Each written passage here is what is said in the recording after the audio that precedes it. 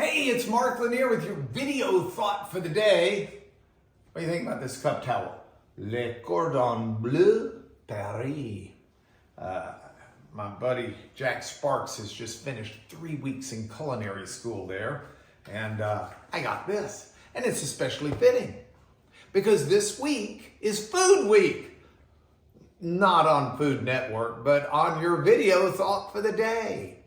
We're looking at some biblical passages that deal with food and trying to see if there's anything that speaks to us today. And I have a surprise for you. Today we're going to look at the only Bible passage that is a recipe. There's actually a recipe in the Bible, and a lot of people don't realize that. It is a trivia question that you can pose over lunch and win, probably. Name the recipe in the Bible, whatever. Okay, here's where we are. I'm in the kitchen. I'm about to make breakfast. And so I'm thinking about those biblical recipes. And the one in particular, well, the only one, is Proverbs 30, verse 33. Here's what it says. It says, if you will press and churn milk, you will make butter. Now, that's maybe not too elaborate a recipe, but if you want to know how to make butter, it's helpful to know. Pressing milk makes butter. And then the proverb says, pressing the nose, in other words, bopping someone on the nose, makes a bloody nose. And then it adds a third layer of parallel idea. And it says, if you press anger, you'll create strife. So think about this for a moment. Pressing the milk makes butter. Pressing the nose makes a bloody nose. Pressing someone's anger buttons makes discord and strife. And I like this because it's the Proverbs using a modern metaphor of what is the recipe for a good life. Now, I've got a recipe I'm going to be using for my breakfast, and I'll share that with you at the end of the video because this is a breakfast you're going to want to know how to make. But the whole idea of a recipe for life is contained in the other parts of this passage out of the Proverbs. We should not live a life where we're pushing people's anger buttons. I'd go a step further and say the verse applies even beyond anger buttons.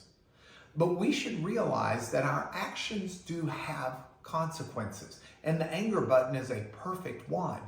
Now, this is something that comes natural to us, and it comes early to us. I know that because we have twin granddaughters that are 2 years old, and they have learned already that if they cry just right, that their grandfather, i.e. me, will give them or do just about anything they want. I'm the softest touch in the world for those girls. And I saw it so clearly recently when one of them wanted something and started crying. And when I ignored her, she quit crying just immediately, like you could turn off a faucet, walked to get a little bit closer into my line of sight, and then just boo-hooed and turned on the waterworks all over again until I bent down, picked her up, and loved on her and tried to distract her. But she knew how to push buttons with me, and everybody knows how to push the buttons of those they're close to. I can remember when I was a kid growing up, my older sister, Catherine, I knew exactly which buttons to push to get her angry and to get her to yell at me. And when she yelled at me, I could tell Mom and Dad, hey, Catherine's yelling at me. When, of course, I prompted the whole thing. So I want to think today not only about my recipe for breakfast, but I want to think about the recipe for a good life. I don't want to be the one pushing people's anger buttons and causing strife and discord in relationships. I don't want to be the person gossiping about someone and causing them to be less of a person or causing division. I don't want to be the one bad-mouthing someone. I want to find that role that Jesus described as being a child of God, where you are blessed if you're a peacemaker. Let's make peace for people today. Let's don't press their buttons. Better to make butter. Now, here's the deal. I promised you my recipe for an incredible breakfast. I've been to the cook shop. I've got it. It's really just a couple of ingredients. First, open a bag of Milton's crackers. Really, really good. I like the multigrain. I like all of them, actually. And then open a can of the world's greatest tuna in olive oil. Here's the hard part.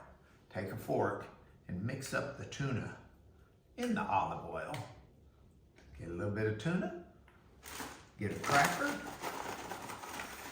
and you have the recipe for an incredible breakfast. Moreover, the recipe for a good day. This is Mark Lanier, and this is your video thought for the day.